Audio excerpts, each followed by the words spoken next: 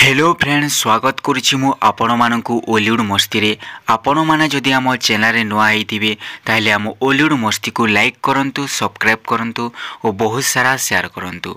आपण माने जानिथिबे कि आई लव यू 2 मूवी आसुची जहा कि सिक्वेल मूवी 2004 मूवी रो गोटी सिक्वेल। तो एही मूवीटा गणेश पूजा रे रिलीज हेबाकू जाउची। एही मूवी रो ट्रेजर और सॉन्ग मध्ये रिलीज हे जाइची। तो फाइनली गोटी प्रेस कॉन्फ्रेंस करा जायतिला जोथिरे कि एही मूवीर लीड एक्टर आदित्य महापात्र मध्य नजर आसथिले।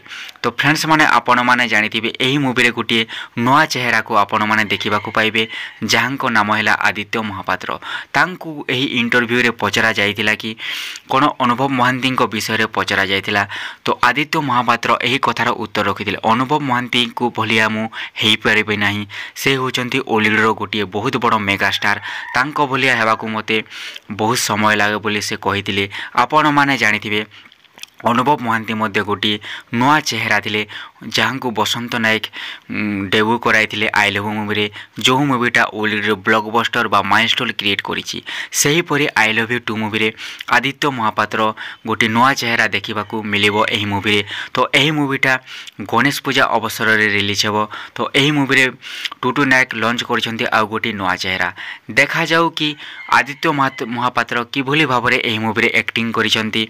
मते लागुछि आदित्य महापात्र मध्य बहुत जबरदस्त एक्टिंग करथिबे, तांकर लुक मध्य बहुत जबरदस्त अछि।